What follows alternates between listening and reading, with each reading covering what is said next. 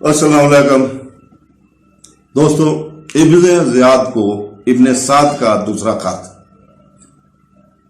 7 मुहर्रम। उमर बिन साद ने Ibn Ziyad को दूसरा खत लिखा। कहा, बेशक अल्लाह ने जंग की आग बुझा दी है, लोगों को एक राय पर मुत्तहद किया है और मुआशरे के मामलात को दुरुस्त कर दिया है। अल हुसैन ने मुझसे वादा किया है कि वो इस जगह वापस आ जाएगा जहां से वो आया था, या वो सरहदी चौकियों में से किसी एक चौकी पर जाएगा और दूसरे मुसलमानों की तरह हो जाएगा, इनके हकूक और फरैज के साथ, या वो वफादारों के सिपह सलार यजीद के पास जाएगा और इसे अपना हाथ पेश करेगा और देखेगा कि इनके दरमियान मुफाहमत हो सकती है या नहीं। इस पेशकश में आप खुश होंगे और उम्मत के लिए खैर है। जब अब्दुल्ला बिन ज़ियाद ने खत पढ़ा तो इसने कहा, यह इस शख्स का खत है जो अपने गवर्नर के लिए मुखलस और अपनी बरादरी के लिए फिक्रमंद है। हाँ, मैं इसे कबूल करता हूं। शिमर बिन ज़ियुल जोशन 15 खड़े हुए और कहा, क्या तुम इसमें कबूल करोगे?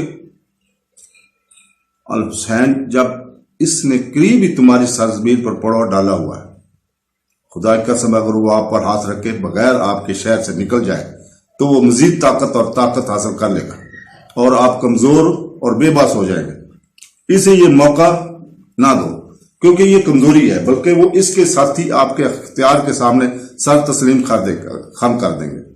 फिर अगर आप इनको सजा देंगे तो आप ऐसा करने के लिए सबसे ज्यादा मुनासिब होंगे, अगर आप इन्हें माफ कर देंगे तो आपको ऐसा करने का हक है।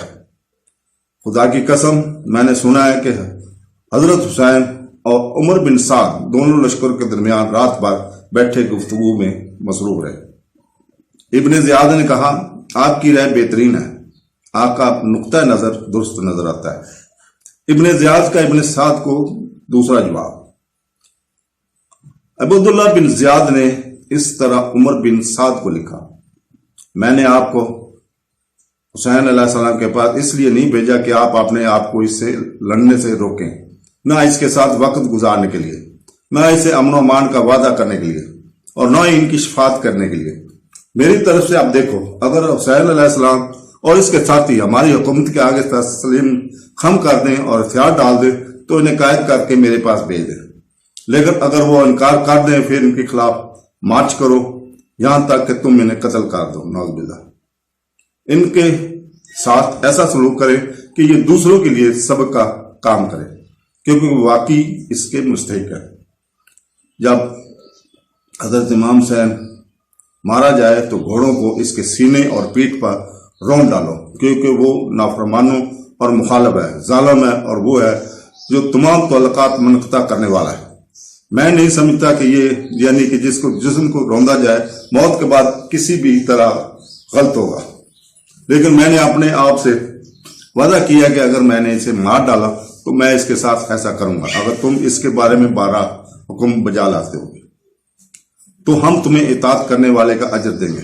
अगर तुम इनकार करते हो तो हमारी खिदमत और लश्कर को छोड़कर शिमर बिन ज़ियुल के हवाले कर दो, क्योंकि हमने इसे अपनी हिदायत दी है। बस यही है। इसके बाद अब्दुल्ला बिन ज़ियाद ने शिमर बिन ज़ियुल को बुलवाया और इससे कहा, यह खत उमर बिन साद के पास ले जाओ और वो हुसैन अलैहिस्सलाम इनके साथियों को मेरे इख्तियार में से सर तस्लीम खम करने की तजवीज़ दे। अगर उन्होंने ऐसा किया तो वो इन्हें कैदी बनाकर मेरे पास भेज दे। अगर वो इनकार कर दें तो वो इनसे लड़े। अगर वो करता है जो मैंने कहा है तो इसकी सुनो और इसकी इताअत करो, लेकिन अगर वो इनकार करता है तो तुम इनसे लड़ो, क्योंकि तुम लोगों के कमांडर हो, और इब्ने साद पर हमला करके इसका सर काट कर मेरे पास भेज दो। शिमर ने खत लेने के बाद जब वो अब्दुल्ला बिन अबी अलमान बिन हज़ाम जाने के लिए खड़े हुए तो अब्दुल्ला ने कहा, अल्लाह गवर्नर को सलामत रखे, हमारी बहन उम्मुल बनीन अब्बास अब्दुल्ला जाफर और उस्मान के बेटे हुसैन अलैहिस्सलाम के साथ है। अगर आप इनको तहफ़्फ़ुज़ अमन देना दुरुस्त समझते हैं तो बराए करम ऐसा करें। इब्ने ज़ियाद ने जवाब दिया, हाँ, खुशी से।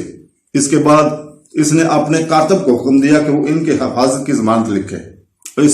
इसे अब्दुल्ला बिन हज़ाम और अपने खादम कज़ामान के जरिए भेज दिए। दोस्तों, कल हम बात करेंगे शिमर इब्न साद को खत लाते हैं। अल्लाह हाफ़िज़।